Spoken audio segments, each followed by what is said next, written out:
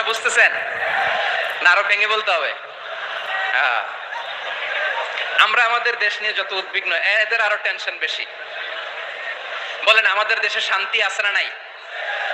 আমরা হিন্দু মুসলিমে কখনো দাঙ্গা লাগে? আসতে বলেন কেন লাগে? ওদের পূজা পর্বণে আমাদের মাদ্রাসার ছেলেরা যে পাহারা দেয়, চিল্লায় বলেন ঠিক কিনা?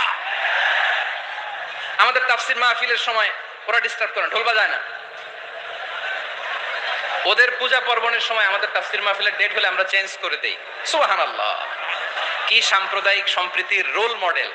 আর ওই বাংলাদেশের ব্যাপারে তারা অনেক ডিস ইনফরমেশন ছড়াচ্ছিল। ভারতের অনেকগুলো গণমাধ্যম, আমি জেনারেলাইজ করব না, আমাদের প্রতিবেশী দেশের সব গণমাধ্যমকে আমি দোষ দিতে চাই না, অনেকগুলো গণমাধ্যম তারা ডিস ইনফরমেশন শেয়ার করেছে। ডিস ইনফরমেশন আর মিস ইনফরমেশনের পার্থক্য আছে। মিস ইনফরমেশন না জেনে ভুল বুঝে একটা মিথ্যা বা ভুল তথ্য ছড়িয়ে দেয়া, এটার ক্ষমা আছে, এটার কি আছে?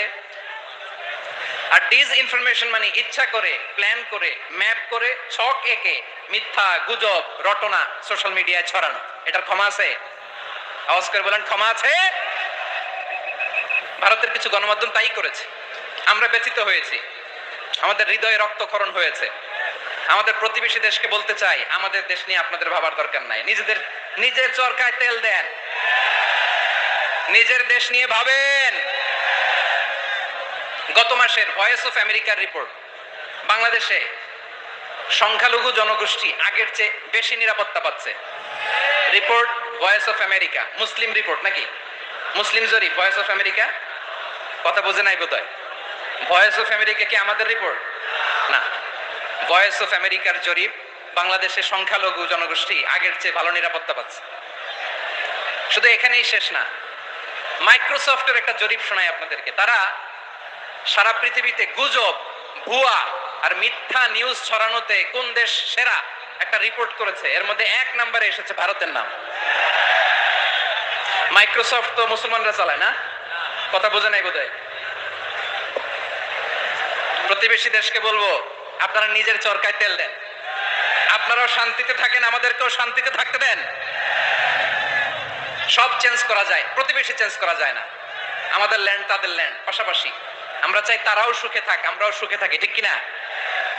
কিন্তু প্রতিবেশী হলে বন্ধুত্বপূর্ণ আচরণ করতে হয়। প্রতিবেশী যদি বন্ধু না হয়ে প্রভু হতে চায়, এরকম দানব প্রতিবেশী কেউ চায় না। ভারত যদি বন্ধুত্ব উপহার দেয়, আমরাও বন্ধুত্ব দিব, কি বলেন? তারা যদি বন্ধু সুলভ আচরণ করে, আমরাও বন্ধুত্ব উপহার দেব। কারণ আমাদের পররাষ্ট্র নীতি হচ্ছে সবার সাথে বন্ধুত্ব, কারোর সাথে বৈরিতা নয়। আলহামদুলিল্লাহ বলেন, কত চমৎকার পলিসি আমাদের। আমরা নির্বিবাদী, আমরা বাংলাদেশিরা শান্তিকামী, we are proud of that. এজন্য আমরা গর্ববোধ করি। আমাদের পররাষ্ট্র নীতি সবার সাথে বন্ধুত্ব, কারোর সাথে শত্রুতা নয়। তাই প্রতিবেশী দেশকে বলবো, আমার ভাইয়েরা, আপনারাও আমাদের ভাই, বন্ধুত্ব দিলে বন্ধুত্ব পাবেন। বন্ধুত্ব ইজ ওয়েলকাম, দাদাগিরি নয়। বন্ধুত্ব ওয়েলকাম, দাদাগিরি নয়, লাউড এন্ড ক্লিয়ার। ভারত যদি বন্ধুত্ব দেখায়, বন্ধুত্ব পাবে। কিন্তু ভারত যদি বাংলাদেশে আধিপত্যবাদ বিস্তার করতে চায়, বাংলাদেশের 18 কোটি জনগণ সেটা রুখে দেবে। ভারত যদি গৌর গোবিন্দের ভূমিকায় নামতে চায়, দেশের 18 কোটি মুসলমান শাহজালালের ভূমিকায় নামবে।